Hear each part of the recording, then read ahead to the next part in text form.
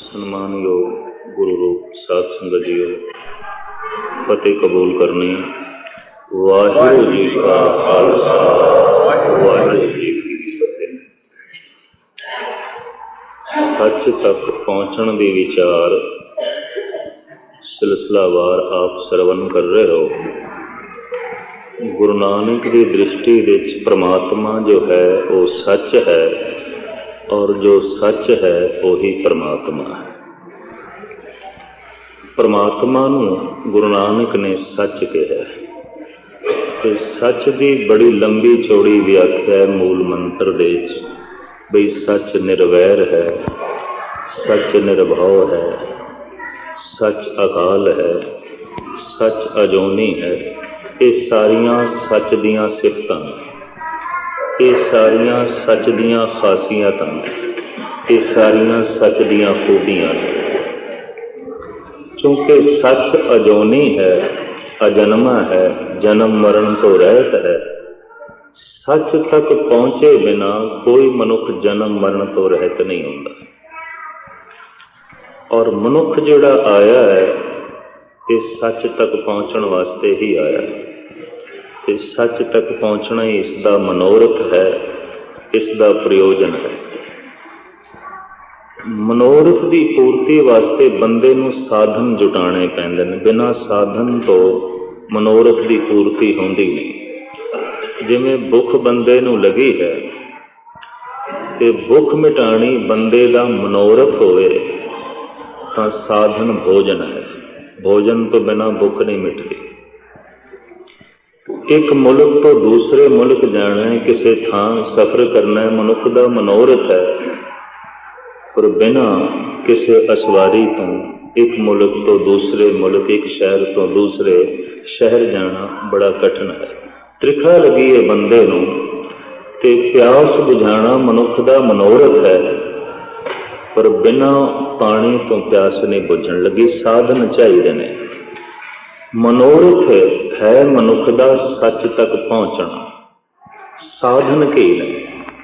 ਕਿਹੜੇ ਸਾਧਨ ਨੇ? ਕਿਹਨਾਂ ਸਾਧਨਾਂ ਦਾ ਪ੍ਰਯੋਗ ਕਰਕੇ, ਇਸਤੇਮਾਲ ਕਰਕੇ ਅਸੀਂ ਸੱਚ ਤੱਕ ਪਹੁੰਚੀਏ? ਇਤਨੀ ਗੱਲ ਤੇ ਸਪਸ਼ਟ ਹੈ, ਸਾਧਨ ਤੋਂ ਬਿਨਾਂ ਮਨੋਰਥ ਦੀ ਪੂਰਤੀ ਨਹੀਂ ਹੁੰਦੀ। ਸਾਧਨ ਲਾਜ਼ਮੀ ਚਾਹੀਦੇ ਨੇ। ਸਾਧਨ ਤੋਂ ਬਿਨਾਂ ਗੱਲ ਅਧੂਰੀ ਰਹਿ ਜਾਂਦੀ ਹੈ। ਤੋ ਸਾਧਨ ਨੇ ਮਨੋਰਥ ਦੀ ਪੂਰਤੀ ਵਾਸਤੇ, ਮਨੋਰਥ ਹੈ ਸੱਚ ਤੱਕ ਪਹੁੰਚਣਾ। ਸਾਧਨ ਕੀ ਹੈ? ਸਾਧਨ ਮਹਾਰਾਜ ਨੇ ਧਰਮ ਦੱਸਿਆ। ਧਰਮ ਦਾ ਮਤਲਬ ਧਾਰਨ ਕਰਨਾ, ਨਿਯਮ, ਅਸੂਲ, ਮਰਿਆਦਾ। ਲਫ਼ਜ਼ ਮੈਂ ਫਿਰ ਦੁਹਰਾ ਦਿਆਂ, ਧਰਮ ਸ਼ਬਦ ਸੰਸਕ੍ਰਿਤ ਦਾ ਹੈ। ਇਸ ਦੇ ਅੱਖਰੀ ਅਰਥ ਬਣਦੇ ਨੇ ਧਾਰਨ ਕਰਨਾ। ਕੀ ਧਾਰਨ ਕਰਨਾ ਹੈ? ਅਸੂਲ, ਨਿਯਮ। ਇਸ ਨੂੰ ਗੁਰੂ ਨਾਨਕ ਨੇ ਹੁਕਮ ਵੀ ਕਿਹਾ, ਤੇ ਹੁਕਮ ਨੂੰ ਧਾਰਨ ਕਰਨਾ। ਕਿਉਂਕਿ ਸਭ ਕੁਝ ਹੁਕਮ ਦੇ ਵਿੱਚ ਹੈ, ਤਾਂ ਫਿਰ ਤੂੰ ਵੀ ਹੁਕਮ ਦੇ ਵਿੱਚ ਹੋ। ਸਾਰੇ ਖੰਡ ਬ੍ਰਹਿਮੰਡ ਮਰਿਆਦਾ ਦੇ ਵਿੱਚ ਨੇ, ਤੇ ਤੂੰ ਵੀ ਮਰਿਆਦਾ ਦੇ ਵਿੱਚ ਚੱਲ। ਸਾਡੇ ਦੇਸ਼ ਦੇ ਇੱਕ ਉੱਗੇ ਅਵਤਾਰ ਨੂੰ ਲੋਕੀ ਮਰਿਆਦਾ ਪੁਰਸ਼ੋਤਮ ਰਾਮ ਕਹਿੰਦੇ ਨੇ। ਕਹਿੰਦੇ ਨੇ ਰਾਮ ਤੋਂ ਪਹਿਲੇ ਹਿੰਦੁਸਤਾਨ ਵਿੱਚ ਜੀਵਨ ਦੀ ਕੋਈ ਮਰਿਆਦਾ ਨਹੀਂ ਸੀ। ਉਹਨਾਂ ਨੇ ਮਰਿਆਦਾ ਬੜੀ ਸਖਤੀ ਨਾਲ ਲਾਗੂ ਕੀਤੀ, ਬਈ ਪਿਤਾ ਦਾ ਕੀ ਫਰਜ਼ ਹੈ, ਪੁੱਤਰ ਦਾ ਕੀ ਫਰਜ਼ ਹੈ, ਗੁਰੂ ਦਾ ਕੀ ਫਰਜ਼ ਹੈ, ਸ਼ਿਸ਼ ਦਾ ਕੀ ਫਰਜ਼ ਹੈ, ਰਾਜਾ ਦੇ ਕੀ ਨਿਯਮ ਹੋਣੇ ਚਾਹੀਦੇ ਨੇ, ਪ੍ਰਜਾ ਦੇ ਕੀ ਨਿਯਮ ਨੇ, ਪਤਨੀ ਦੇ ਕੀ ਅਸੂਲ ਨੇ, ਪਤੀ ਦੇ ਕੀ ਅਸੂਲ ਨੇ। ਇਹ ਸਾਰੇ ਅਸੂਲ, ਇਹ ਸਾਰੀ ਮਰਿਆਦਾ ਰਾਮ ਨੇ ਬਣਾ ਕੇ ਪ੍ਰਜਾ ਤੇ ਲਾਗੂ ਕਰ ਦਿੱਤੀ। ਇਸ ਵਾਸਤੇ ਇਸ ਰਾਜੇ ਦਾ ਨਾਮ ਪੈ ਗਿਆ ਮਰਿਆਦਾ ਪੁਰਸ਼ੋਤਮ ਰਾਮ, ਮਰਿਆਦਾ ਬਣਾਉਣ ਵਾਲਾ, ਜਿਸ ਨੇ ਜ਼ਿੰਦਗੀ ਨੂੰ ਇੱਕ ਮਰਿਆਦਾ ਦੇ ਦਿੱਤੀ। ਮਰਿਆਦਾ ਨੂੰ ਲਾਜ਼ਮੀ ਕਰਾਰ ਦੇ ਦਿੱਤਾ ਗਿਆ, ਤੇ ਮਰਿਆਦਾ ਦੀ ਉਲੰਘਣਾ ਕਰਨ ਵਾਲੇ ਵਾਸਤੇ ਬੜੇ ਬੜੇ ਸਖਤ ਸਜ਼ਾਵਾਂ ਵੀ ਸਨ। ਖੈਰ, ਮੁਖਤਸਰ ਅਰਜ਼ ਕਰੀਏ, ਸਾਹਿਬ ਸ੍ਰੀ ਗੁਰੂ ਨਾਨਕ ਦੇਵ ਜੀ ਮਹਾਰਾਜ ਦਾ ਫਰਮਾਨ ਹੈ ਕਿ ਮਰਿਆਦਾ ਦੇ ਵਿੱਚ ਮਨੁੱਖ ਚੱਲੇ ਜਾਂ ਨਾ ਚੱਲੇ, ਇਸ ਤਰ੍ਹਾਂ ਦੀ ਜਿਹੜੀ ਖੁੱਲ੍ਹ ਹੈ ਇਹ ਬੰਦੇ ਨੂੰ ਹੈ। ਅਗਰ ਖੁੱਲ੍ਹ ਹੀ ਨਾ ਹੋਵੇ, ਬੁਰਾ ਬਣਨ ਦੀ ਬੰਦੇ ਨੂੰ ਖੁੱਲ੍ਹ ਹੀ ਨਾ ਹੋਵੇ, ਤੇ ਨੇਕ ਬਣਨਾ ਉਸ ਵਾਸਤੇ ਮਜਬੂਰੀ ਹੋਵੇ तो फिर उपदेश कथा कीर्तन की तो कोई लोड़ ही नहीं, क्योंकि नेक ते बन ही जाएगा, पवित्र ते हो ही जाएगा। झूठ तक पहुंचण की खुल ही ना होवे बंदे नूं तो फिर सच तक तो इसने पहुंच ही जाना है। फिर गुरुद्वारियां की कोई लोड़ ही नहीं, फिर कथा कीर्तन की कोई लोड़ ही नहीं। मनुख झूठ के मार्ग ते भी चल सकता है, सच के मार्ग ते भी चल सकता है। मनुख अगे भी जा सकता है, मनुख पिछे भी जा सकता है। मनुख अनर्थ भी कर सकता है, मनुख ठीक भी कर सकता है। मनुख धर्म की उलंघना भी कर सकता है, धर्म की पालना भी कर सकता है। कहते हैं पशु पंखियों का जो धर्म बन गया, जो नियम बन गया, उसकी वो उलंघना नहीं कर सकते। उन्होंने जिंदगी बजी हुई है। इस वास्ते हिंदुस्तान के ऋषि मुनि पशु पंखियों को कहते हैं भोग जूनी। ये कुछ भोगण वास्ते ते आए ने, करन वास्ते कुछ भी नहीं। मनुख कुछ करन वास्ते भी आया है। ये चाहे तो मनुखता तो भी अगे जा सकता है। लोग कहते हैं ये बंदा नहीं, ये तो देवता है, ये मनुख नहीं, ये तो फरिश्ता है। पर मनुख चाहे तो पिछे भी जा सकता है। लोग कह देने बंदा नहीं, ये तो जानवर है, ये मनुख नहीं, ये तो पशु है, ये बंदा नहीं, ये तो शैतान है, ये बंदा नहीं, ये तो दैंत है। मनुख दे अंदर देवता होने दी ते दैंत होने दी संभावना छुपी हुई है। मनुख दे अंदर पशु होने दी और मनुख दे अंदर पूर्ण रूप दे देवता ते परमात्मा होने दी संभावना छुपी हुई है। इस दे वास्ते एक खुल है कि इन्हें चुनाव की करना है, अगे जाना है कि पिछे जाना है। जिहड़ा अगे जाना है वो मैदानी रस्ता नहीं, जमीनी रस्ता नहीं है, पहाड़ी रस्ता है। जिहड़ा नाम जपना है ना, सुरत नूं जिहड़ा तोड़ना है, ये जमीनी रस्ता नहीं है। इनू गुरबाणी ने पहाड़ी रस्ता मनिया। ते हुण पहाड़ दे उत्ते चलन लगे तो कुछ ना कुछ हिम्मत चाहिए। भगत कबीर कहंदे ने जै मार्ग पंडत गए पाछे परी बहीर, एक औघट घाटी राम की ते चढ़ रहे कबीर। औघट घाटी, औघट घाटी उसनों कहने ने जिहदे उत्ते चढ़दे आ बंदे दा दम फुल जाए, जिहदे उत्ते चढ़ना बड़ा औखा होवे ते जिहड़ी घाटी बड़ी सीधी होवे, चढ़ना औखा होवे। इतनी गल ते आसान है कि लहना जिहड़ा है ये सौखा है, चढ़ना औखा है। पहाड़ां ते चढ़ना औखा है, लहना आसान है। हर बंदा पहाड़ां ते नहीं चढ़ सकता।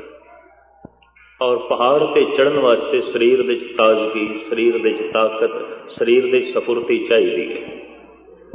मैनूं चंगी तरह याद है 10-12 साल पुरानी गल, रेठा साहब जा रहे थे तो कुछ मेरे नाल साथी भी तैयार हो गए भी चलिए। रेठा साहब जिला नैनीताल दे च है, एक पूरा पहाड़ लंघ के जाना पैंदा, सड़क नहीं है। गालबन 24 मील की वाट पैदल तय करनी पैंदी है, जिस दे 12 मील पूरी चढ़ाई है। एक चोटी ते चढ़ के फिर लेना पैंदा। लखनऊ दियां संगतां सन नाल चल ते पै मेरे, थकिया मैं भी, वो भी बड़े थके। और एक सज्जन ने ते इत्थे तक कह दिता बाबे नूं ते वक्त पिया ही सी, सानू भी वक्त पै गया। दिन भर चलते रहे, वाट नहीं तय हुई, रस्ते च ठहरना पे। हालांकि अमृत वेले दे चले, रात के 10 बज गए, बड़ी मुश्किल नाल अद्धी वाट तय हुई और चढ़दियां चढ़दियां रह गए गोडे। उस वक्त बार बार भगत कबीर की मैनू ये पंक्ति चेते आई, एक औघट घाटी राम की ते चढ़ रहे हो कबीर। ये जिहड़ा सुरत नूं तोड़ना है ना परमात्मा दे मार्ग ते, ये जमीनी रस्ता नहीं, ये घाटियां दा रस्ता है, पहाड़ी रस्ता है। पानी जिहड़ा है ये निवान की तरफ अपने आप जाता है, अपने आप। पर उपर चाड़ना होवे तो प्रैशर ते चाहिए ना, कुछ दबाव ते चाहिए। सुरत थले अपने आप जाती है, क्रोधी बनना है, लोभी बनना है, कामी बनना है, तृष्णालु बनना है, शराबी बनना है, कबाबी बनना है, दुराचारी बनना है। सुरत थल्ले आप ही जाती है। कोई प्रेरणा की लौड़ नहीं, किसी कोल प्रेरणा लैण की लौड़ नहीं, कोई ग्रंथ किताबां पढ़न की लौड़ नहीं। पानी अपने आप थल्ले जाता है। पर हुण सुरत उपर चाड़नी होवे तो फिर सतसंग चाहिए, कथा कीर्तन का आसरा चाहिए, गुरु की टेक चाहिए, श्रद्धा चाहिए, भावना चाहिए। ये सब कुछ इकट्ठा होवेगा तो सुरत उपर चढ़ेगी, वरना नहीं। तो पानी उपर जा सके इस तरह के मनुख ने साधन जुटा लए ने, सुरत उपर जा सके मनुख ने ऐसी कोई कोशिश नहीं की। इस वास्ते हर बंदे की सुरत थल्ले जा रही है। किसी की सुरत उपर जा रही होवे, इस तरह के मनुख थानू हजारां च कोई एक दो मिलणगे। सुरत थल्ले जा रही, कारण थल्ले जाना आसान, कोई मेहनत करनी नहीं पैंदी, कोई मेहनत नहीं। कामी बनना है, दुराचारी बनना है, लोभी बनना है, क्रोधी बनना है, झूठा बनना है, फरेबी बनना है, कोई मेहनत करने की लोड़ नहीं, कोई तपस्या करने की लोड़ नहीं, कोई साधना करने की लोड़ नहीं। पर बनना है निर्वैर, निर्भव, सचियार, संतोखी, दयालु, कृपालु। अंदर ज्ञान चाहिए, प्रकाश चाहिए। ये तो सुरत नूं उपर चाड़ना पेगा। ते उपर चाड़न लई कुछ मेहनत चाहिए ते कुछ आसरे भी चाहिए। बिना आसरे तो भी गल नहीं बनेगी। तो आसरा गुरु दा ते आसरा उन्हां दा जिन्हां नूं गुरु दी संगत है। गुरु दा आसरा उन्हां सिखां दा आसरा जो गुरु नाल जुड़े ने। इस वास्ते मेरे पातशाह की बाणी कहती, जो दी से गुरु सिकड़ा तिस न्यों न्यों लागों पाए जियो। ऐ गुरु, मैं तैथों ते बलहार जाना, पर मैं तेरे उन्हां सिखां तो भी बलहार जाना जो तेरे तक पहुँच गए ने, जिन्हां दी सुरत उपर जा रही है, जो सच दे मार्ग ते चल रहे हैं। तो फिर मैं अर्ज करा, जमीनी रास्ता नहीं है सुरत चाड़ना, पहाड़ी रास्ता है। इनू औघट घाटी भगत कबीर ने कहा है, इनू औघट घाटी ही भगत रविदास ने कहा। घट अवघट डूंगर घना, एक निर्गुण बैल हमार घट अवघट। जिहड़ी घाटी बड़ी बिखड़ी होवे, बहुत बिखड़ी होवे, जिस दे ते चढ़ना बड़ा औखा होवे। मैं अपनी जिंदगी दे 3 पहाड़ां ते चढ़िया, हेमकुंड साहब, अमरनाथ ते रेठा साहब। मैनू इस गल का बोध है कि पहाड़ों की चढ़ाई ते चढ़ना बहुत औखा है। गालबन 16,000 फुट हेमकुंड साहब की चोटी है और 18,000 फुट उच्चा अमरनाथ है। इसी तरीके दे नाल कोई 10,000 फुट के करीब रेठा साहब का पहाड़ अबूर करके लंघना पैंदा है। और इन्हां चढ़ाइयां ते जिहड़े चढ़े ने उन्हां नूं पता है कि चढ़ाई चढ़नी कितनी औखी, कितना कठिन काम है। पहले तो हेमकुंड साहब तक की लोकी यात्रा हरिद्वार तो शुरू करते सन, इत्थों ही पैदल चलते सन, कोई जरिया नहीं सी। पर हुण काफ़ी दूर तक तो बस लै जाती है, फिर भी 10-15 मील तो पैदल चलना ही पैंदा। और वो जिहड़ा 10-15 मील है उहदे च ही बंदे रह जाते हैं। बहुत चढ़ाई, बड़ी बिखड़ी चढ़ाई। अमरनाथ की चढ़ाई अज भी 35 मील की है, तो इसका मैनू बड़ा भारी अनुभव होया। तो बार बार मैनू भगत कबीर की पंक्ति चेते आई, एक औघट घाटी राम की तें चढ़ रहो कबीर। राम की घाटी बड़ी बिखड़ी घाटी है। परमात्मा का नाम जपना पहाड़ी रास्ता है, जमीनी रास्ता नहीं है, पहाड़ी रास्ता है। और सुरत चाड़नी है। और फिर कबीर कहते ने ये रास्ता ऐसा, ना अगे कोई जा रहा है ना पिछे कोई आ रहा है। देखो ना, जिस रस्ते के उत्ते कोई अगे भी जा रहे हो, कोई पिछों भी आ रहे हैं, तो बंदे नूं ढारस मिलती है भी रस्ता चलता पे, बड़ी गल है। हुण कबीर कहते मैं उस रस्ते ते जा रहा, अगे कोई नहीं जिन्हों वेख के उत्साह वधावां, ते मेरे पिछे भी कोई नहीं आ रहा जिन्हों वेख के मेरी आस बजे बई निरा मैं नहीं जा रहा, होर भी नहीं। कबीर कहते कलियां ही जाना पै रहा। यकीन जानो जब कभी तुसी नाम जपोगे तो सुरत उच्ची होगी, थानू पता चलेगा इस मार्ग का मैं कला ही पाँदी हाँ, और कोई साथी नहीं है भी कोई नहीं, वाकई साथी नहीं। इकबाल होया बड़ा प्रसिद्ध उर्दू का शायर, वो कहता है काफिले या बढ़ गए या मिट गए, रास्ते सुनसान नजर आते हैं।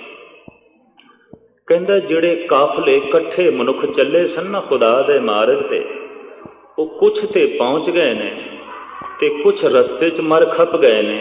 हुण रस्ते उजड़े पे ने, हुण कोई नहीं चलदा। चलिया सी जिस रस्ते ते कबीर, अज कौन चल गया। चलिया सी सैन नाई, चलिया सी सदना, चलिया सी बाबा फरीद, चले सन भाई गुरदास जी, बाबा बुढ़ा जी, चले सन भाई मनी सिंह, भाई तारो सिंह, भाई दीप सिंह, बाबा दीप सिंह, चले सन। तो इकबाल कहते ने किसी वक्त जिहड़े काफिले चले सन, कुछ पहुंच गए, कुछ रस्ते च ही खप गए, नहीं पहुंच सके, ते हुण रस्ता उजड़िया पिया। उस रस्ते नूं उजड़िया होया कहने जिहदे उत्ते कोई चले ही ना, रस्ते उजड़ जांदे, कोई चले ही ना। तो इकबाल कहने रस्ता ते बनिया पिया, कोई चलदा ही नहीं, रस्ता उजड़ गया। कुछ चले सन पहुंच गए ने, कुछ चले सन हिम्मत नहीं, रस्ते च मर खप गए, अज रस्ता उजड़िया पिया। तो गौर कदी मुताला करना, कोई रविदास की तरह नाम जपदा पिया होवे, कोई भाई मनी सिंह जी की तरह नाम जपदा पिया होवे, कोई भाई गुरदास जी की तरह गुरु तो निछावर हो रहा होवे, कोई बाबे बुढ़े की तरह कुर्बान हो रहा होवे, कोई बाबे दीप सिंह की तरह जोश ते जज्बा ते शरधा रखदा होवे। तुसीं हुण लभो, कित्थे लभोगे, किस तरह लभोगे? गल ही बड़ी औखी।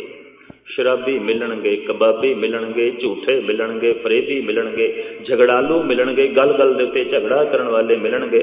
मनी सिंह दे दर्शन कोई नहीं, भाई गुरदास दे दर्शन कोई नहीं, बाबे दीप सिंह दे दर्शन कोई नहीं। ऐसा क्यों है? कबीर कहते हैं ऐसा इस वास्ते है कि रास्ता पहाड़ी है, पहाड़ी रास्ता है, जमीनी रास्ता नहीं है।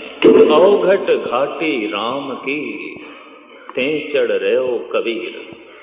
हुण सुरत नूं किवें चढ़ाना है, लफ्ज मैं फिर दोहरा दियां ताकि कुछ जिहड़े नवें सिंह आउंदे ने रोज़, उन्हां नूं भी पता चले गल कित्थों शुरू कीती सी। सुरत चढ़ाउण वास्ते कोई लंबे चौड़े ज्ञान की लोड़ नहीं, ये भी मैं अर्ज कर दियां, कतई लोड़ नहीं है।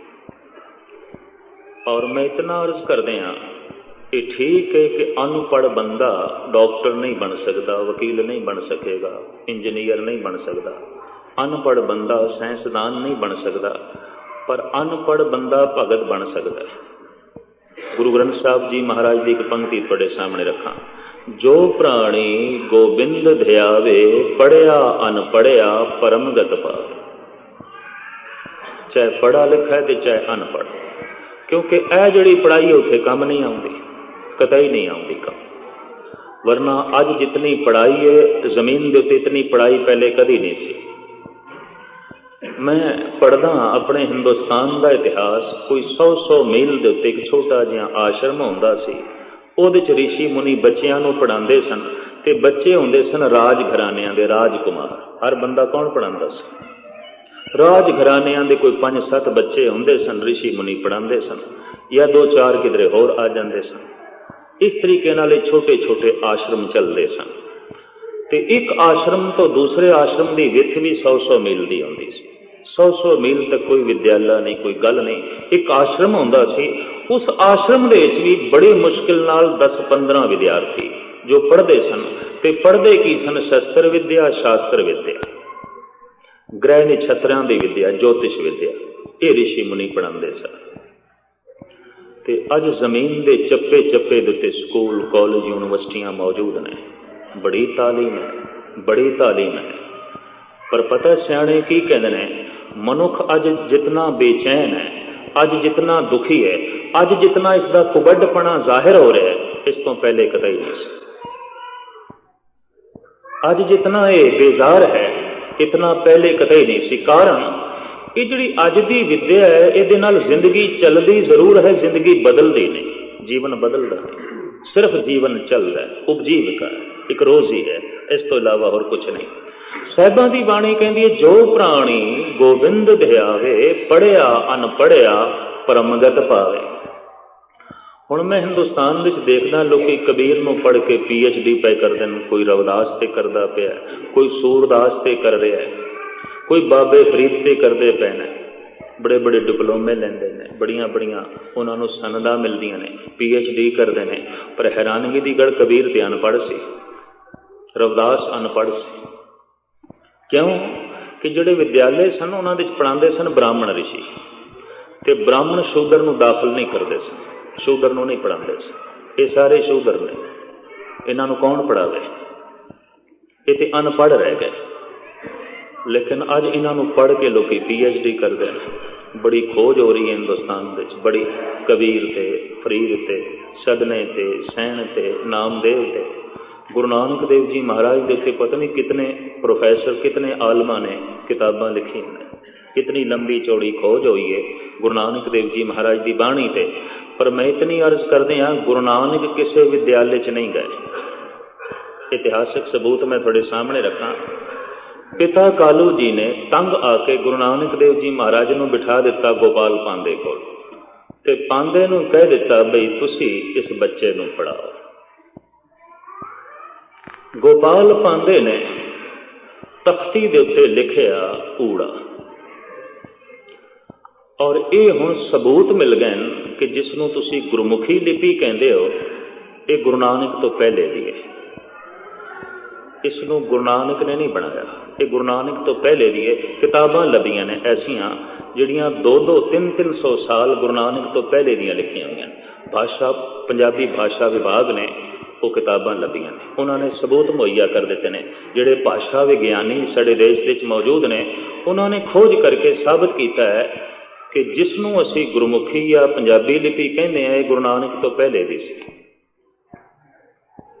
इसका एक सबूत तो यह कि गोपाल पांदे ने ऊड़ा लिख के दिता है। वो गुरु नानक नूं ऊड़ा पढ़ाना चाहते, इसका मतलब ऊड़ा तो पहले ही सी, क्योंकि जन्म साखी च भी यही लिखे। और कुछ वली नियामत शाह दियां लिखतां मिलियां ने, साईं वजीद खान दियां लिखतां मिलियां ने, कुछ होर सूफी संतां दियां लिखतां मिलियां ने जो इस लिपि दे च ने, और ये गुरु नानक तो पहले होए, उन्हां दियां लिखतां मिलियां ने। होर कुछ भगत जनां दियां लिखतां मिलियां ने, किताबां जो गुरु नानक देव जी महाराज तो पहले दियां ने, पर इस लिपि दे विच ने जिसनों अज असी गुरमुखी कहते हैं। इस लिपि नूं गुरु नानक ने अपनाया, इस वास्ते इहदा नाम गुरमुखी पै गया। और कहते ने जिस वक्त ऊड़ा लिखिया है गोपाल पांदे ने, साहब कहते ने इस ऊड़े दे अर्थ कर, मैंने दस। पांदा सी आखिर उस्ताद सी, उन्होंने गुस्सा चढ़िया, कहने लगा नानक जी एक अखर दे कोई अर्थ नहीं आते, 2-3 अखर कट्ठे जुड़न पूरा शब्द बने, पूरा अल्फाज बने ते अर्थ होंदे ने, वरना कोई अर्थ नहीं। साहब कहने लगे पांदा जी ये ऊड़ा बेमैनी है? हाँ बेमैनी। तो छड़ के तख्ती खड़े हो गए, कहने लगे पांदा जी फिर बेमैनी अखर मैं नहीं पढ़ने, मैं इस जगत दे बेमैनी अखर पढ़ने वास्ते नहीं आया। तो कुदरती गल है, उस्ताद है, रोज उसका बच्चियां नाल पाला पैंदा सी, औखा होया। कहंदा नानक जी गल सुनो, एक अखर का कोई मैना नहीं आता, एक अखर दे कोई अर्थ नहीं आते। साहब कहने लगे पांदा जी होंदे ने, एक अखर दे भी अर्थ होंदे ने, अगर अर्थां दा पता होवे, अर्थां दी जांच होवे, अर्थां दी समझ होवे, तां एक अखर दे भी अर्थ ने। तो पांदा हैरान, कहने लगे अच्छा फिर की अर्थ है ऊड़े का? तो गुरु नानक देव जी महाराज ने उत्थे आप पट्टी लिखी, और जिहड़ी पट्टी लिखी गुरु ग्रंथ साहब दे दर्ज है, आशा राग दे। उस बाणी का सिरलेख भी है, आशा मल्ला पहला पट्टी लिखी, महाराज ने पहले पट्टी लिखी, तख्ती लिखी। उत्थे ऊड़ा की कहता है, सस्सा की कहता है, कक्का की कहता है, इन्हां तो की प्रेरणा लैनी, इन्हां अखरां तो की सिद्धांतिक नुकते लेने। सस्से सोए श्रेष्ठ जन साजी, सबना कारण एक बन। की इन्हां अखरां तो प्रेरणा लैनी है, वो साहब बोली जाते। इस तख्ती नूं पढ़ के गोपाल पांदे ने गुरु नानक दे कदमां ते मत्था टेके। पिता कालू नूं साफ कह दिता बई इनू मैं नहीं पढ़ा सकता, बल्कि मैं इस दे कोलों ओ विद्या पढ़ लई है जिस विद्या नूं पढ़न तो बाद किसी होर विद्या की लोड़ नहीं। इस दे अंदर आत्म अनुभव है, इस दे अंदर आत्म प्रकाश है। गुरु ग्रंथ साहब जी महाराज दे कुछ बाणियां ऐसियां ने जो अखरां दियां महानता दसदियां ने। 52 अखरी श्री कबीर जी, 52 अखरी महला पंजवां गुरु अर्जन देव जी, फिर पट्टी लिखी गुरु नानक देव जी महाराज। अखरां दी महानता, एक एक अखर की कहते हैं, अखरां तो की प्रेरणा लेनी है, क्योंकि सारा ज्ञान ध्यान है ते अखरां विच। अखरी नाम अखरी सला, अखरी ज्ञान गीत गुण गा, अखरी लिखण बोलण बाण, अखरां सिर संजोग वखाण। जितना ज्ञान ध्यान, जितनी शिक्षा दीक्षा है, सब अखरां दे विच है। मनुख दी दुनिया दे चों अखर हटा दो ते बंदे ते पशु च की फर्क है? कुछ भी नहीं। अखरां करके बंदे ने तरक्की की है, अखरां करके मनुख का विकास होया है, अखरां करके ज्ञान ध्यान का जन्म होया है, अखरां करके कला का संगीत का जन्म होया है। सारा ज्ञान ध्यान अखरां दे उत्ते खड़ा है। भगत कबीर भी कहते हैं, अखर अंदर त्रिभुवन धारे। 3 लोकां का जिहड़ा ज्ञान है अखरां दे विच, ते साहिब कहण लगे जिन्हां अखरां दे 3 लोकां का ज्ञान है, मनुखी दुनिया की सारी हलचल अखरां ते खड़ी है, ते तू कहना अखर बेने नहीं। एक एक अखर दे बहुत कुछ पिया है। अगर प्रेरणा लैण की जांच होवे, शिक्षा लैण की जांच होवे, तो मैं अर्ज कर दिया जिसनों स्कूली विद्या कहते हैं गुरु नानक ने नहीं लई। आत्म अनुभव है, अनुभव प्रकाश है। जिसनों स्कूली विद्या कहते हैं कबीर कोल नहीं है। कबीर भी कहता है विद्या नहीं परों बाद नहीं जानो, हर गुण कथत सुनत बहुरानो। तो मैं अर्ज करा धर्म किसी इलम ते नहीं खड़ा, धर्म खड़ा है साधना ते। इलम का मतलब है कुछ जान लेना, साधना का मतलब है अपने आप को बदलना। मैं जैसा हाँ वैसा गुरु नूं कबूल नहीं हो सकांगा, मैं जैसा हाँ वैसा परमात्मा नूं कबूल नहीं हो सकांगा, बदलना है। तो यकीन जानो कुछ जानना, कुछ इल्म हासिल कर लेना बड़ी सौखी गल है, बदलना बड़ी औखी गल है। तुसी कथा सुन ले की औखियाई है, 2-4 किताबां पढ़ लो, अखरां दे अर्थ पढ़ लो गुरु ग्रंथ साहब दे, की औखियाई है? कोई औखियाई नहीं। इल्म है, जान ले, लेकिन हुण अपने आप को बदलना है, ये बड़ी औखी गल है, बहुत औखी है। इस वास्ते मैं अर्ज करदा धर्म कोई इल्म ते नहीं खड़ा है, इस चक्कर च ना पैना। 100 किताबां बंदा पढ़ ले, पढ़िए जेते बरस भर, पढ़िए जेते मास, बहुता ही बंदा पढ़ लवे ओदे नाल की होना है। पढ़िए गुणिए नाम सब सुनिए, अनुभव भाव न दरसे, लोहा कंचन रिंड होए कैसे, जो पारस ने परसे। बल्कि साहिब ते उस पढ़े लिखे नूं मूर्ख कहंदे ने। किहड़े पढ़े लिखे नूं? पढ़िया मूर्ख आखिए जित लब लोभ अहंकार। जिथे हंकार है, लोभ है, वासना है, साहिब कहंदे कौन कहंदा है पढ़ा लिखा है? तो मूर्ख है, महाक बजदा है, इनू कख भी नहीं पता। पढ़िया मूर्ख आखिए जित लब लोभ अहंकार, जिदे अंदर अहंकार है बड़ा भारी। मैनू इस दुनिया च बड़े इस तरह के बंदे मिले हंकारी, जोड़े कहते रहे ज्ञानी जी असी ना होइए तो पता नहीं किवें कौम चलेगी, असी ना होइए तो स्कूल किस तरह चलेगा, असी ना होइए तो लंगर किस तरह चलेगा, असी ना होइए तो गुरुद्वारा किस तरह चलेगा। इस तरह के बंदे मैनू समुची दुनिया च मिले। और जद भी कोई कहता है ज्ञानी जी असी नहीं होवांगे तो किस तरह चलेगा गुरुद्वारा, असी ना होइए तो लंगर किस तरह चलेगा, स्कूल किस तरह चलणगे, तो मैं उन्होंने कहना हुन्ना तू मर के वेख सब कुछ होंदा रहेगा। एवें तेनों भुलेखा है, एवें तेनों निकम्मा भुलेखा है। इत्थे तेरे वर्गे कई आए ते चले गए, जमीन ते आसमान। लोग तृष्णा है, वासना है। तो साहिब कहते ने ये जिहड़ा हंकार है, ये जिहड़ा लोभ है, ये जिहड़ी वासना है, ये जिहड़ा हंकार है, ये ते मूर्खता की निशानी है, पढ़े लिखे की निशानी थोड़ी है। पढ़िया मूर्ख आखिए जित लब लोभ अहंकार। तो धर्म किसी इलम ते नहीं खड़ा, साधना ते खड़ा है। साधना का मतलब है बदलना है, तब्दील करना है, अपने आप को बदलना है। कैसा बदलना है? ਜਿਹੋ ਜਿਹਾਂ ਦਾ ਗੁਰੂ ਨੂੰ ਪ੍ਰਵਾਨ ਹੋ ਸਕਾਂ, मैं वैसा अपने आप को बनाना। जैसा अकाल पुरख मैनू प्रवान कर सके, मैं वैसा बनना है। इतनी गल तो स्पष्ट है। गुरु नू कैसा चाहिए, गुरु ने व्याख्या की है। तो सब तो प्रथम उस मार्ग ते चलण वास्ते गुरु नानक देव जी कहते ने मनुख दा धर्मखंडी बनना बड़ा लाजमी। धर्मखंडी तो धर्मखंड की व्याख्या की साहब कहते राती रुती थिती वार पौन पानी अग्नि पाताल तिस विच धरती थाप रखी धर्मसाल। बई ये रातां ये रुत्तां ये थित ये वार ये सूरज ये चंद ये तारे सब मर्यादा दे चल रहे, नियम दे चल रहे, धर्म दे चल रहे, असूल दे चल रहे हैं। ते तू भी मर्यादा दे चल। ते मर्यादा दे चलना की हुंदा है? बई तेरा बोलना मर्यादा दे होवे, तेरा वेखना मर्यादा दे होवे, उठना बैठना सोना जागना मर्यादा च होवे, खाना पीना मर्यादा दे होवे, पहनना मर्यादा दे होवे। कभी बगौर मुताला करके वेखना मनुख की जिंदगी दे मर्यादा नहीं रही। न बोलण की मर्यादा, न पहनण की मर्यादा, न खाण की मर्यादा, न पीण की मर्यादा, न सौण की मर्यादा, न जागण की मर्यादा। मर्यादा तो मनुख की जिंदगी च रही नहीं, असूल तो कुछ रहा ही नहीं। और साहिब तो कहते जो धर्मखंडी है ना, ओदा हसना रोना भी मर्यादा च होवेगा। रंग हसे रंग रोवे चुप भी कर जाए, परवाह नाही किसे केरी बाज सच्चे। हसना ते रोना भी मर्यादा च होवे। धर्मखंडी बंदे की यह पहचान है। वह हसेगा, ओदा हासा भी मर्यादा च, और रोवेगा, ओदा रोना भी मर्यादा च।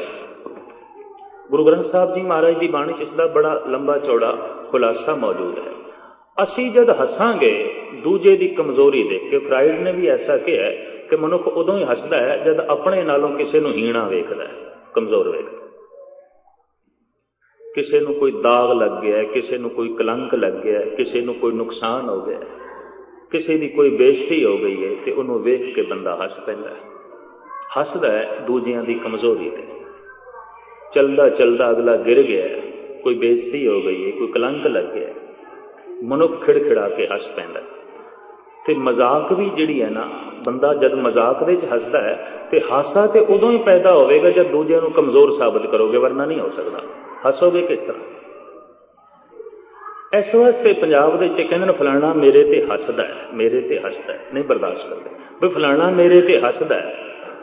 तो फलाना मेरे ते हसदा है भाव की है कि फलाना मैनू कमजोर समझता है, फलाना मैनू नीच दिखाना चाहता है, फलाना जिहड़ा मैथों वड्डा होने की कोशिश पे करदा मेरे ते हसदा है। भाई हसना प्रवान क्यों नहीं? क्योंकि हासे च वो चोट करदा पिया। कईयां दा हासा एक चोट है, चोट पहुंचाना है। ऐसा नहीं कोई पत्थर नाल चोट पहुंचाई दी है, गोली ते तलवार नाल चोट पहुंचाई दी है, हस के भी कई चोट पहुंचाते हैं। कईयां दे हासे तो बड़ी चोट पहुंचती है, कईयां दे हासे तो दिल नूं बहुत जो है जख्म पहुंचते हैं, दिल टुट जाता है। अगला हसे है पर जिस ते हसिया जा रहा, बेचारा रो पैंदा, लै भई मेरे ते हसिया है। पुरखा तेरे हासे ने जे अगलियां दी अखां दे हंझू कढ़ दिते ने, ते ये हासा ते पत्थर नालों भी भैड़ा है। इस हासे ने इतनी चोट पहुंचाई। रंग हसे, भगत भी हसदा है किसी रंग च। किहड़े रंग च? भगत की ज्यों सुरत अंतर्मुखी होंदी है ना, उन्होंने अपनियां कमजोरियां दिसदियां ने, अपनियां कुछ खामियां दिसदियां ने, कुछ कमजोरियां दिसदियां ने, हस पैंदा है।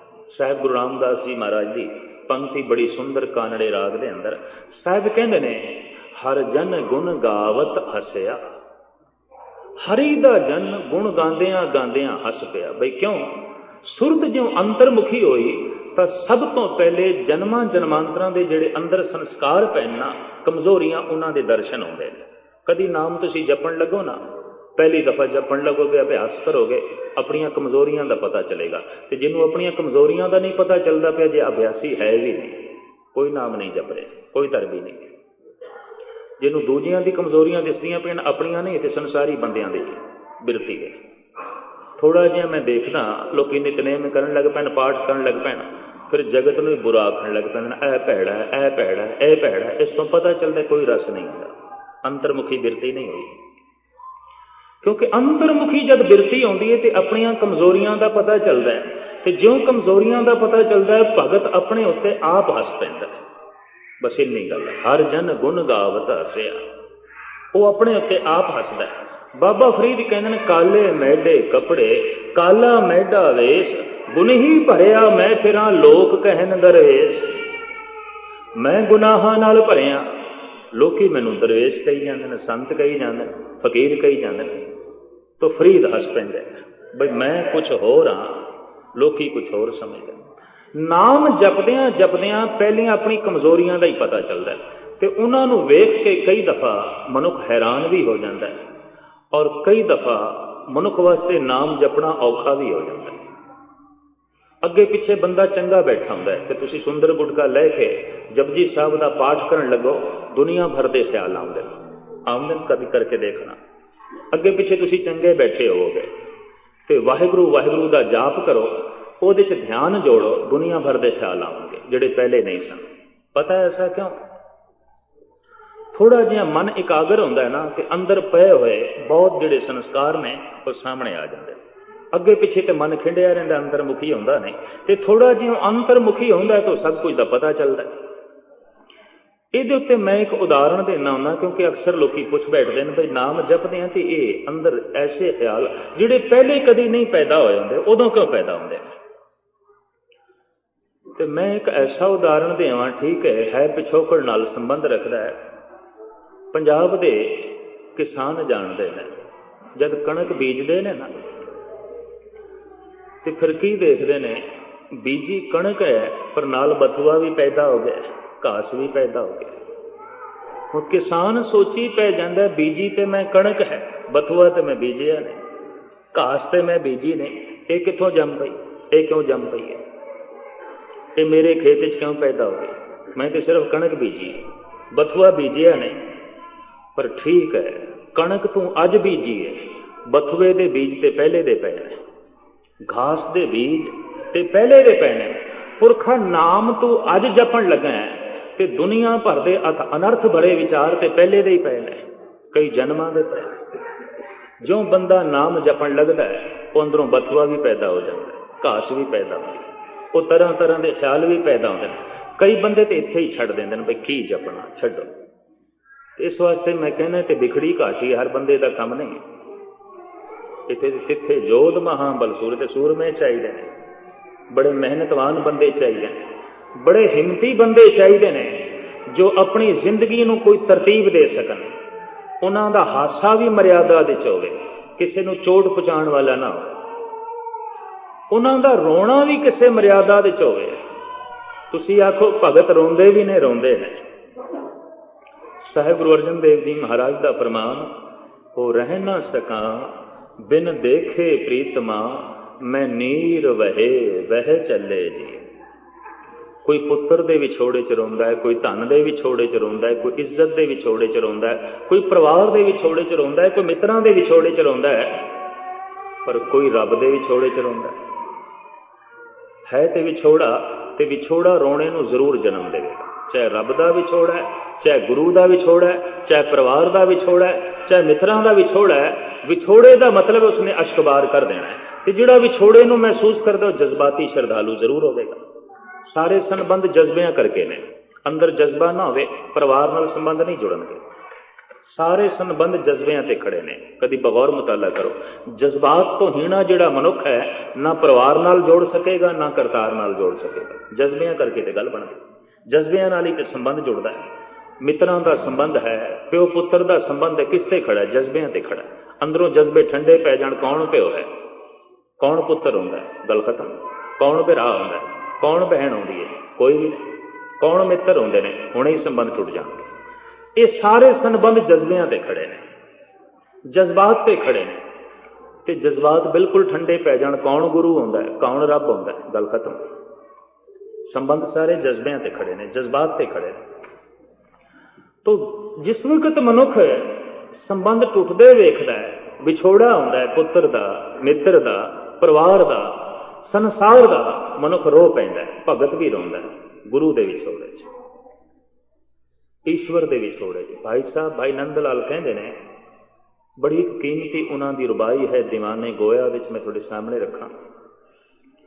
कदी नाम जपदियां जपदियां मनुख की ऐसी हालत बन जाती है, मनुख रोकण की कोशिश करता है। अजोकी जिहड़ी सभ्यता है ना, वो जिहड़ा हासा सी निर्मल हासा वो खो गया है, ते निर्मल रोने भी खो गए ने। हुण नाम जपदियां कोई मनुख अश्क बाहर होवे, अगले नूं शर्म आउंदी है। और मैं अर्ज करां, उन्हां हंझुआं तो नंद लाल कुर्बान जांदे ने।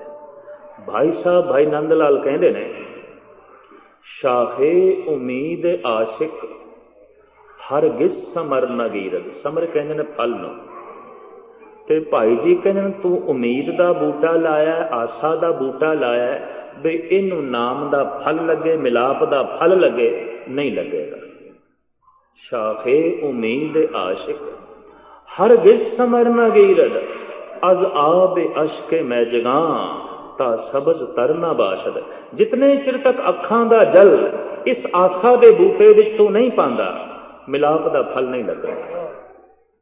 मिलाप दा फल चाहना है तां फिर ये बिरहा चाहिए, ये हंझू चाहिए।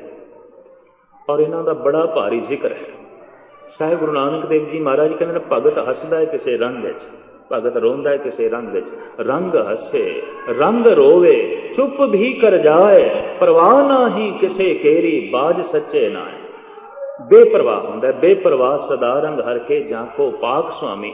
उन्हों ये ते अंदरों डर हुंदा है गुरु ना नाराज होवे, अकाल पुरख ना नाराज होवे, इतना ते हुंदा है। जगत की आखदा बेपरवाह, गल खत्म। बेपरवाह कि जो संसार भी बेपरवाह रख रहा है, वो गुरु तो बेपरवाह होगा।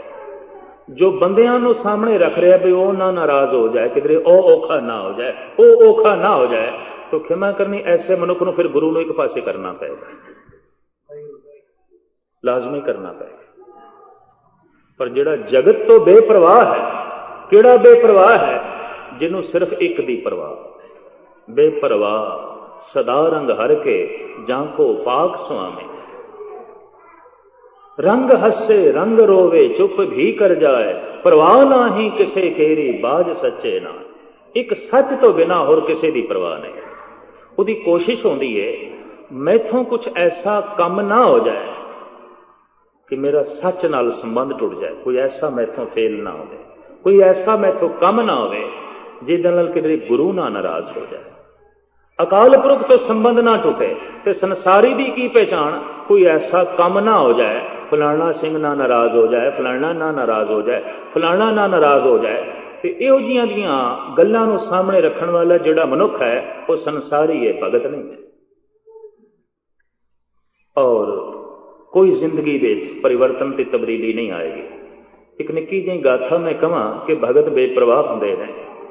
औरंगजेब शिकार खेड के वापस आ रहा सी, जिथे अजकल दिल्ली विच गुरुद्वारा मजनू टेला है, इत्थे एक फकीर रहिंदा हुंदा सी, सरमद, नेड़े उसदी चुगी सी। चारों पासे उसने कंडियां दी वाड़ ला रखी सी, अंदर बैठ के जप करदा सी, तप करदा सी, कदी कदी दिल्ली दीयां गलियां विच भी घुमदा सी। इहदी कबर जामा मस्जिद दे कोल बनी हुई है और घुमदा सी नंगा। सुभावक अज औरंगजेब लंघिया ते उन्हें पुछ लिया इस झुग्गी च कौन रहिंदा है? नाल जिहड़े सिपाही सन कहण लगे जहां पना इत्थे सरमद रहिंदा है, वो जिहड़ा नंगा घुमदा है ना दिल्ली दी गलियां च, वो है। औरंगजेब कहंदा अच्छा फिर इहनूं जरा मिलना है, अज इहदे नाल गलबात करनी है।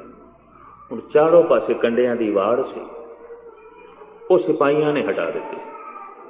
अंदर बैठा सी एक कुत्ता, वो टुट के पै गया औरंगजेब ते और उन्हें कट खादा। जिहड़ा लिबास पहनिया होया सी औरंगजेब ने वो फट गया और थोड़े जिहे दंद भी लग गए औरंगजेब नूं। बड़ा गुस्सा चढ़िया औरंगजेब नूं। बंदियां दा शोर शराबा, कुत्ते दी भौंकण दी आवाज़, इहदे नाल इह होया कि अंदर जुड़िया होया जिहड़ा सरमद सी, ओहदी अख खुली, वो बाहर आया।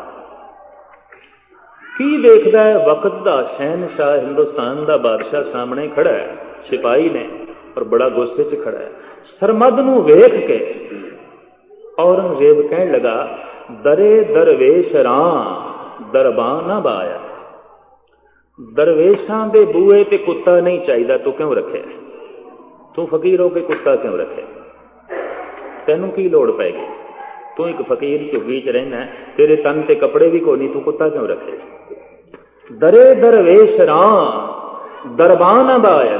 ਗੁੱਸੇ 'ਚ ਜਦ ਆਖਿਆ ਤੇ ਸਰਮਦ ਵੀ ਅੱਗੋਂ ਬੋਲ ਪਿਆ, ਕਹਿਣ ਲੱਗਾ, ਬਬਾਇਦ ਤਾਂ ਸਗੇ ਦੁਨੀਆ ਨਾ ਆਇਦ। ਫਕੀਰਾਂ ਦੇ ਬੂਹੇ ਤੇ ਵੀ ਕੁੱਤਾ ਚਾਹੀਦਾ ਤਾਂ ਕਿ ਤੇਰੇ ਵਰਗੇ ਕੁੱਤੇ ਨਾ ਆਉਣ। ਇਹ ਤੇ ਤੇਰੇ ਵਰਗੇ ਕੁੱਤਿਆਂ ਨੂੰ ਰੋਕਣ ਵਾਸਤੇ ਮੈਂ ਕੁੱਤਾ ਪਾਲ ਕੇ ਰੱਖਿਆ। ਬੇਪਰਵਾਹ ਸਦਾ ਰੰਗ ਹਰ ਕੇ ਜਾਂ ਕੋ ਪਾਕ ਸੁਆਮੀ। ਜਿਨ੍ਹਾਂ ਨੇ ਇਤਿਹਾਸ ਦਾ ਮੁਤਾਲਾ ਕੀਤਾ ਉਹਨਾਂ ਨੂੰ ਪਤਾ ਹੈ ਕਿ ਸਵੇਰੇ ਸੂਰਜ ਚੜ੍ਹਨ ਤੋਂ ਪਹਿਲੇ ਸਰਮਦ ਨੂੰ ਔਰੰਗਜ਼ੇਬ ਨੇ ਕਤਲ ਕਰ ਦਿੱਤਾ ਸੀ। ਉਹਦੀ ਕਬਰ ਬਣੀ ਹੋਈ ਹੈ ਜਾਮਾ ਮਸਜਿਦ ਦੇ ਕੋਲ। ਮੌਲਾਨਾ ਅਬਦੁਲ ਕਲਾਮ ਆਜ਼ਾਦ, ਹਿੰਦੁਸਤਾਨ ਦਾ ਪਹਿਲਾ ਸਿੱਖਿਆ ਮੰਤਰੀ, ਉਹਨੇ ਇੱਕ ਕਿਤਾਬ ਲਿਖੀ ਹੈ ਉਰਦੂ ਦੇ ਵਿੱਚ, ਔਰ ਉਹ ਕਿਤਾਬ ਹੈ ਔਰੰਗਜ਼ੇਬ ਦੇ ਸੰਬੰਧ ਵਿੱਚ, ਅਬਦੁਲ ਕਲਾਮ ਆਜ਼ਾਦ ਦੀ। ਉਹ ਕਹਿੰਦਾ ਹੈ ਔਰੰਗਜ਼ੇਬ ਦੇ ਹੋ ਸਕਦਾ ਹੈ ਗੁਨਾਹ ਖੁਦਾ ਸਾਰੇ ਹੀ ਮਾਫ ਕਰ ਦੇਵੇ, ਪਰ ਇਹ ਜਿਹੜਾ ਗੁਨਾਹ ਕੀਤਾ ਉਸਨੇ ਕਿ ਸਰਮਦ ਜੈਸੇ ਫਕੀਰ ਨੂੰ ਉਸਨੇ ਜਿਹੜਾ ਕਤਲ ਕੀਤਾ ਹੈ, ਇਹ ਗੁਨਾਹ ਨਾਕਾਬਲੇ ਮਾਫ ਹੈ। ਇਤਨੀ ਗੱਲ ਉਹ ਕਹਿ ਗਏ। ਦੋ ਲਫ਼ਜ਼ ਹੋਰ ਵੀ ਅੱਗੇ ਕਹਿ ਸਕਦਾ ਸੀ, ਪਰ ਇੱਥੋਂ ਜਾਪਦਾ ਹੈ ਉਹਦੇ ਮਜ਼ਹਬ ਨੇ, ਉਹਦੀ ਤੰਗ ਦਿਲੀ ਨੇ ਉਹਨੂੰ ਕਹਿਣ ਨਹੀਂ ਦਿੱਤਾ। ਹੋ ਸਕਦਾ ਹੈ ਖੁਦਾ ਔਰੰਗਜ਼ੇਬ ਦੇ ਸਾਰੇ ਗੁਨਾਹ ਮਾਫ ਕਰ ਦੇਵੇ, ਪਰ ਤਿਆਗ ਤੇ ਵੈਰਾਗ ਦੀ ਮੂਰਤੀ ਗੁਰੂ ਤੇਗ ਬਹਾਦਰ ਸਾਹਿਬ ਨੂੰ ਚਾਂਦਨੀ ਚੌਕ ਦੇ ਸ਼ਹੀਦ ਕਰਨਾ, ਗੁਰੂ ਗੋਬਿੰਦ ਸਿੰਘ ਜੀ ਮਹਾਰਾਜ ਦੇ ਮਾਸੂਮ ਲਾਡਲਿਆਂ ਨੂੰ ਸ਼ਹੀਦ ਕਰਨਾ, ਇਹ ਗੁਨਾਹ ਨਾਕਾਬਲੇ ਮਾਫ ਹੈ। ਇੱਥੇ ਤੱਕ ਤੇ ਨਹੀਂ ਪਹੁੰਚਿਆ ਅਬਦੁਲ ਕਲਾਮ ਆਜ਼ਾਦ, ਲੇਕਿਨ ਸਰਮਦ ਤੱਕ ਜ਼ਰੂਰ ਪਹੁੰਚੇ। ਬਈ ਇੱਕ ਸਰਮਦ ਨਿਰਵੈਰ ਬੰਦਾ ਸੀ, ਬੇਪਰਵਾਹ ਬੰਦਾ ਸੀ, ਕਿਉਂ ਮਾਰਿਆ ਇਸਨੇ, ਕਿਉਂ ਕਤਲ ਕੀਤਾ? तो मैं इस तरह बेपरवाह सदा रंग हरखे जहां को पाक स्वामी बेपरवाह रंग हसे रंग रोवे चुप भी कर जाए परवाह नाही किसे केरी बाज सच्चे ना। हसना ते रोना एक मर्यादा छ हो जाएगा, रोवेगा खुदा दे विछोड़े गुरु दे विछोड़े, हसेगा अपनियां कमजोरियां ते जिउं अपनियां कमजोरियां नूं वेखेगा हसेगा। जगत हसदा है दूजियां दी कमजोरियां ते। किधरे भी ठट्ठा मजाक हो रहा होवे ना, मजाक दा मतलब की है दूजे ते चोट, ते दूजे ते चोट उदों ही पहुंचा सकते हैं जब दूजे नूं कमजोर साबित करिए, उन ते चोट नहीं ना पहुंचा सकते। भगत अपना मजाक आप करता है, अपने उत्ते आप हस पैंदा है और रोंदा भी है। रंग हसे रंग रोवे चुप भी कर जाए परवाह नाही किसे केरी बाज सच्चे ना है। धर्म खंडी मनुख दी ए पहचान है, ओदा खाना पीना उठना बैठना सोना जागना हता के हसना रोना सब कुछ मर्यादा च हो जाएगा। बेमर्यादा नहीं, ऐसा पहनना नहीं होवेगा जिन्हों बेमर्यादा आख्या जाए, ऐसा बोलना नहीं होवेगा जिन्हों बेमर्यादा आख्या जाए, ऐसा तकना भी नहीं होवेगा जिन्हों बेमर्यादा आख्या जाए। इसकी बड़ी गहरी खोज की है हिंदुस्तान के संतां ने, महापुरुषों ने। और गुरु ग्रंथ साहब जी महाराज बड़ी लंबी चौड़ी व्याख्या मौजूद है। किसी वक्त अर्ज करा हम मेरा हथ गंदा होवे तो मैं किसी के जिस्म से रख दें, अगले के कपड़े तो गंदे हो गए। गुरु ग्रंथ साहब जी महाराज की बाणी कहती जिस बंदे दी नज़रां गंदियां ने, जिस बंदे की निगाह गंदी है, जिस बंदे दी अखां गंदियां ने, जितनी दूर तक वेखेगा माहौल गंदा करेगा, वातावरण गंदा करेगा। अख की पहुंच बहुत दूर तक है, हाथ की पहुंच दूर तक नहीं है। हाथ कितनी दूर तक जाएगा? बिल्कुल नेड़े तक, पर अख की पहुंच बहुत दूर तक है। अख गंदी है, अख मैली है, बहुत दूर तक मैल जाएगी, बहुत दूर तक। भगत दा तकना मर्यादा दे च, भगत दा बोलना मर्यादा दे च, भगत दा सुनना मर्यादा दे च, भगत दा पहनना मर्यादा दे च। भगत उतना ही खांदा जितनी भुख है, भगत उतना ही सौंदा जितनी लोड़ है, और भगत ओही काम करता है जो जीवन की लोड़ है। ऐसे पुरुष नूं कहंदे ने धर्मखंडी। और वो नाम जप रहे तो नाम जपण का ढंग गुरु नानक देव जी महाराज दसते हैं, धुन में ध्यान ध्यान में जानिया गुरमुख अकथ कहानी। गल मैं फिर दोहरा दिया, धुन में ध्यान, वाहिगुरु वाहिगुरु की धुन करनी, ये ध्यान जोड़ना। तो ये तो हम अनपढ़ भी कर सकता है, ये वास्ते कोई साध जो है कोई लंबी चौड़ी इलम की थोड़ी लोड़ है, साधना है। पर मैं अर्ज करा 1 मिनट भी नहीं कर सकोगे, करके वेखना तुम 1 मिनट भी नहीं कर सकोगे, 1 मिनट करना भी औखा है। कारण कलियां जाना पैंदा है, सुरत अंदर कले जाएगी, अंधेरा है, अंदरों आवाज करनी, वो ध्यान जोड़ना तो अंधेरा है, पहले कभी कीता नहीं और अनजान रस्ता है, पहले कभी चले नहीं, ते रस्ता भी पहाड़ी, एक अवघट घाटी राम की, वाहिगुरु वाहिगुरु की धुन अलापनी। हुण इहदे च ध्यान जोड़ना गल बड़ी औखी। तो कईयां ने एक सौखे रस्ते लभ लेना, तो मैं अर्ज करा जिहड़ा सौखा रस्ता है वह रब तक कोई नहीं जाता।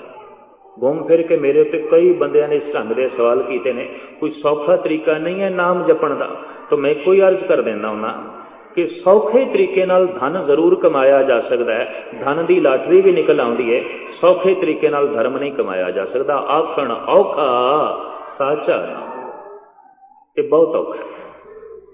एक अवघट घाटी राम की ते चढ़ रहे हो कबीर। सौखे रस्ते कई दस देंदे ने, बई लै ए तस्वीर ले लो सामने रख लो, ये ध्यान जोड़ो, केड़ी औखी गल है। सामने तस्वीर रखी वो ध्यान जोड़ो, केड़ी औखी गल है, कोई औखी गल नहीं। ध्यान तो बाहर चला गया ना, तो जिहड़ा बाहर चला गया, गुरु ग्रंथ साहब जी महाराज का फैसला बाहर टोले सो भरम बुलाई।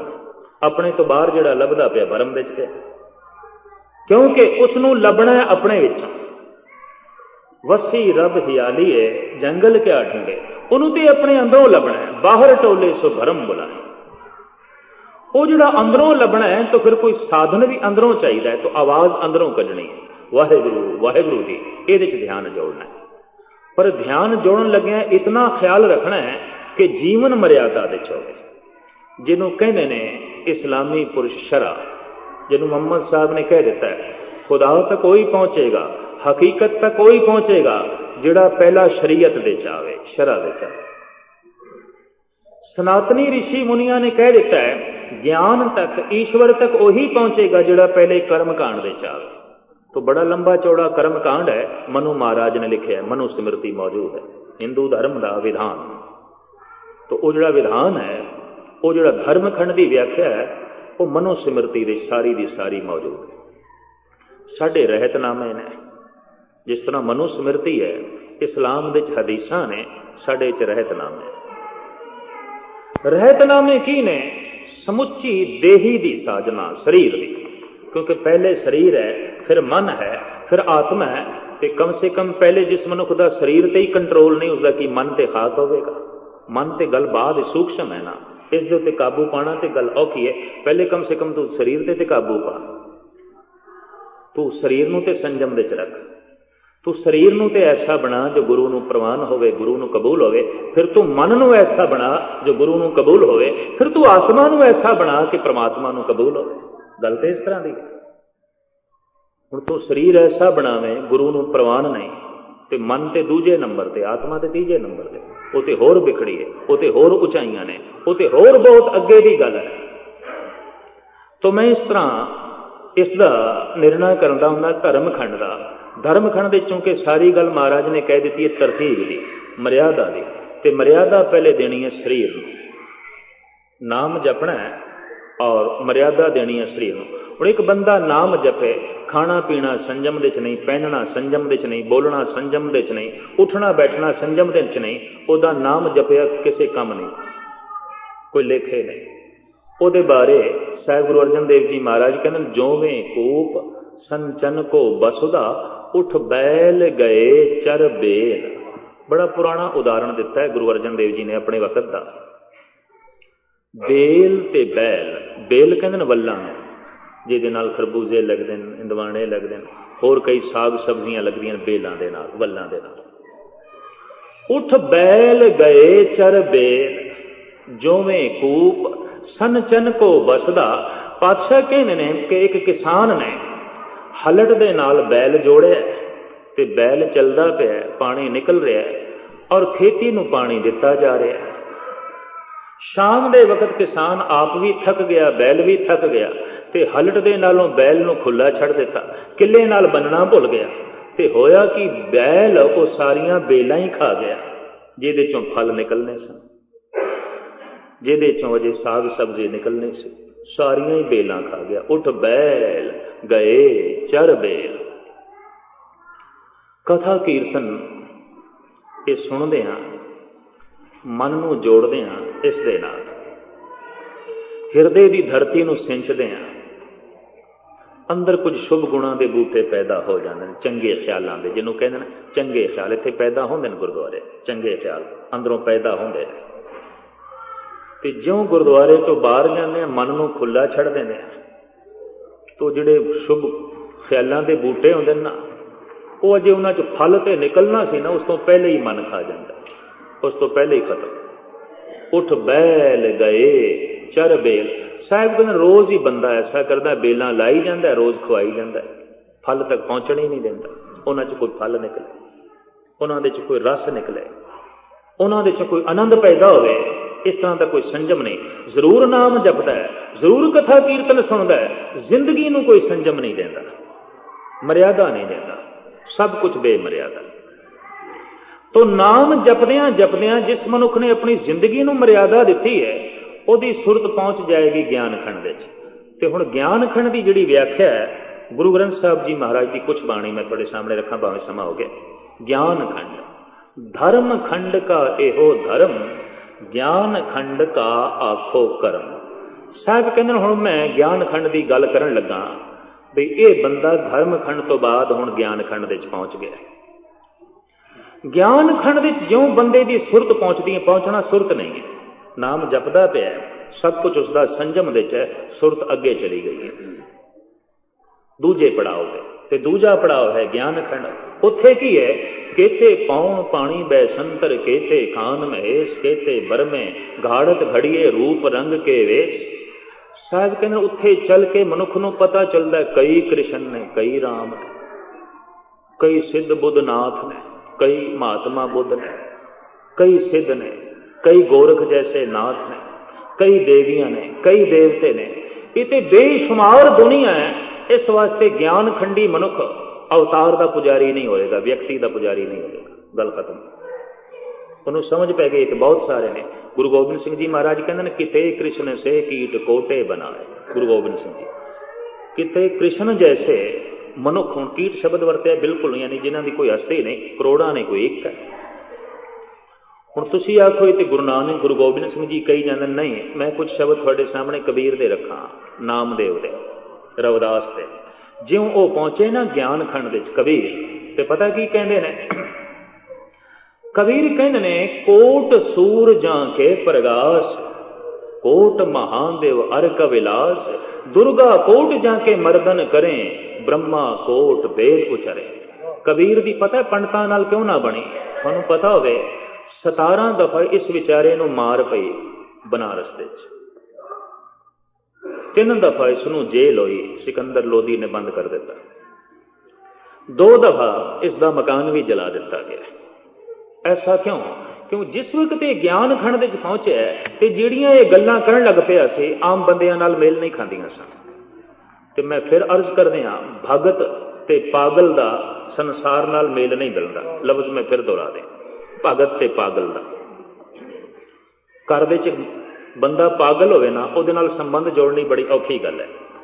ਪਰ ਜੇ ਸਮਾਜ ਵਿੱਚ ਇੱਕ ਭਗਤ ਹੋਵੇ, ਉਹਦੇ ਨਾਲ ਵੀ ਸੰਬੰਧ ਨਹੀਂ ਜੁੜੇਗਾ। ਦੋਵਾਂ ਨਾਲ ਸੰਬੰਧ ਜੋੜਨਾ ਬੜੀ ਔਖੀ ਗੱਲ। ਕਾਰਨ ਪਾਗਲ ਦੀ ਜ਼ਿੰਦਗੀ ਇਤਨੀ ਨੀਵੀਂ ਹੈ, ਪਾਗਲ ਦੀਆਂ ਗੱਲਾਂ ਇਤਨੀਆਂ ਨੀਵੀਆਂ ਨੇ, ਪੈਰਾਂ ਦੇ ਥੱਲੋਂ ਲੰਘਦੀਆਂ ਨੇ। ਕੌਣ ਉਸਦੇ ਨਾਲ ਸੰਬੰਧ ਜੋੜੇ? ਤੇ ਭਗਤ ਦੀ ਗੱਲ ਇਤਨੀ ਉੱਚੀ ਹੈ, ਸਿਰ ਦੇ ਉੱਪਰੋਂ ਲੰਘ ਜਾਂਦੀ ਹੈ, ਉਹਦੇ ਨਾਲ ਕੌਣ ਸੰਬੰਧ ਜੋੜੇ? ਬਹੁਤ ਉੱਚੀ ਹੈ। ਕਈ ਭਗਤ ਫਿਰ ਖਾਮੋਸ਼ ਹੋ ਜਾਂਦੇ ਨੇ, ਚੁੱਪ ਕਰੀਏ ਵੀ ਕੀ ਬੋਲਣਾ, ਲੋਕਾਂ ਦੇ ਸਿਰਾਂ ਦੇ ਉੱਪਰੋਂ ਵੀ ਲੰਘ ਜਾਂਦਾ ਹੈ। ਸਾਈਂ ਬੁੱਲਾ ਸ਼ਾਹ ਹੋਇਆ ਨਾ, ਉਹ ਸਾਫ਼ ਕਹਿੰਦਾ ਹੈ, ਜੇ ਜ਼ਾਹਿਰ ਕਰਾਂ ਇਸਰਾਰ ਤਾਹੀਂ, ਸਾਰੇ ਭੁੱਲ ਜਾਵਨ ਤਕਰਾਰ ਤਾਹੀਂ, ਫਿਰ ਮਾਰਨ ਬੁੱਲੇ ਯਾਰ ਥਾਈ, ਤੇ ਗੁਪਤੀ ਬਾਤ ਸੁਖਿੰਦੀ।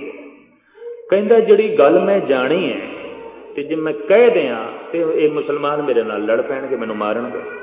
कहता मैं तो चुप ही रहना, छड्डो, इन्हां दे सिर दे उपरों गल लंघनी है, इन्हां दे समझ विच नहीं आउणी।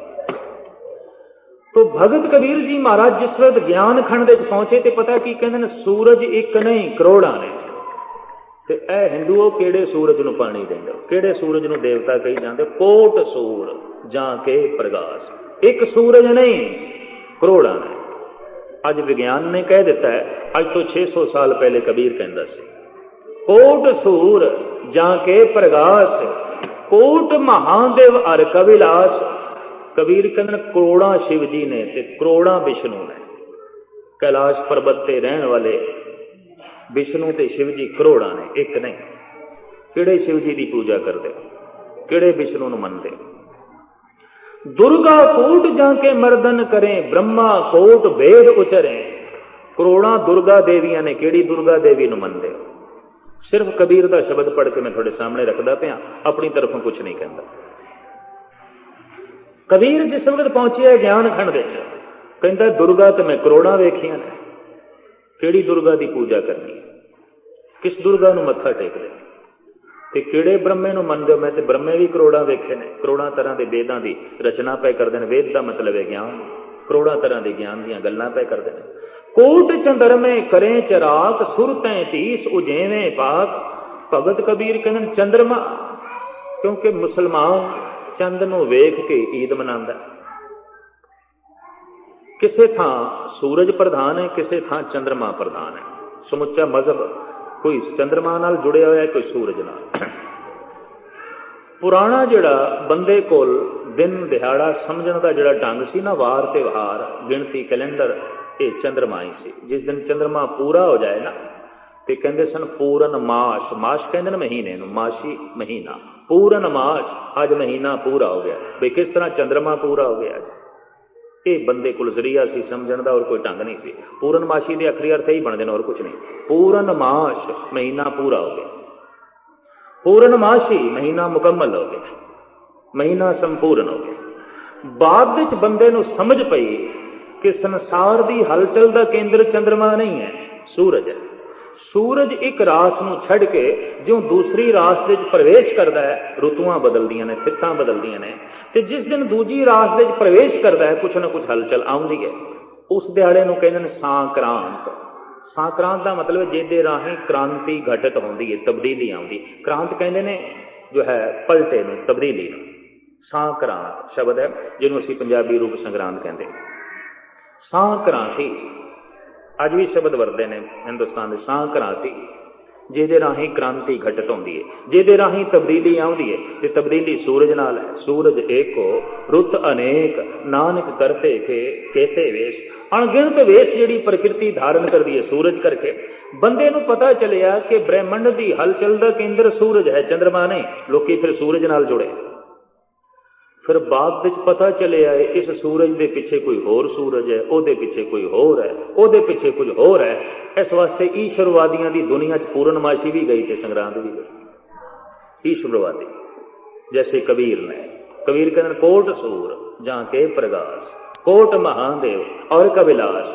दुर्गा कोट जाके मर्दन करें, ब्रह्मा कोट वेद उचरें। जो जा चूं तो केवल राम, आन देव स्यों नाही काम। कबीर कहते मैनू चाहिए सिर्फ रब, और मेरा किसी देवी देवते नाल मतलब नहीं। आन देव स्यों नाही काम, और किसी देवते नाल मेरा कोई काम भी नहीं। गल खत्म। किसी देवी देवते नाल मेरा कोई मतलब नहीं, क्योंकि मैनू पता चल गया है कि वो जो परिपूर्ण परमात्मा है वो करता है, कृत नहीं। ते देवी देवते कृत ने, अवतार कृत ने। गल इत्थे नहीं मुकाई कबीर ने, कबीर होर अगे जाते हैं। कबीर अगां चल के कहंदे ने कोटक कुमेर भरे भंडार, कोटक लक्ष्मी करे सिंगार। किहड़ी लक्ष्मी की पूजा करदे ते करोड़ां ने। मैं ते ਸਿੰਘਾਂ ਦੇ ਘਰਾਂ 'ਚ भी देखिया दिवाली वाले दिन लक्ष्मी की तस्वीर लै बैठते हैं, पूजते हैं, बई इहदे नाल धन आउंदा है। उंज कहंदे ने असीं धार्मिक हां ते इस तो वड्डा किहड़ा भौतिकवादी होना है, ते जे इहदे नाल ही धन आउंदा ते काम ते ना जाया कर, दिन रात इसे दी पूजा करिया कर, इस लक्ष्मी की पूजा करिया कर। कबीर कहंदे ने ये लक्ष्मियां मैं करोड़ां धक्के खांदियां वेखियां। कोटक लक्ष्मी करे सिंगार। गल इत्थे नहीं कबीर ने मुकाई, बड़े जिगरे नाल अगे गल कीती है। ते मैं शब्द दियां कुछ पंक्तियां थोड़े सामने रखदा पिया। ये पूरे गुरु ग्रंथ साहब जी महाराज के सफ़े के उत्ते शब्द है, पूरे शब्द, बहुत बड़ा शब्द है। कबीर कहते ने सहस कोट बो कहत पुराण, दरियो धन का मथया मान। जिन्हें दुर्योधन दे मान नूं मिट्टी च मिला दिता वो कृष्ण भी करोड़ा ने, और जिसने रावण की सेना का सत्यानाश किया वो राम भी करोड़ा ने। इस अवस्था ते पहुंच के मनुख अवतारवादी नहीं रहिंदा। सरमखंड की व्याख्या मैं कल करांगा। अज इत्थे समाप्ति, समा हो गया। वाहिगुरू जी का खालसा।